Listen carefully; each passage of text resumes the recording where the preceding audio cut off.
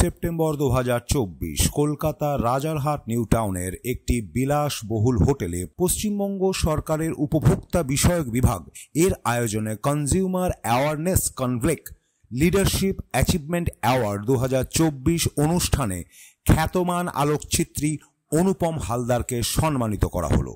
এই অনুষ্ঠানে মন্ত্রীর পাশাপাশি উপস্থিত ছিলেন বিভাগের 2 সহ নির্দেশক সৌনক গুপ্ত এবং অনিতা পাইন, বিশেষ নির্দেশক নিরঞ্জন ভট্টাচার্য, প্রাক্তন ফুটবল খেলোয়াড় অলোক মুখার্জি এবং অতনু ভট্টাচার্য।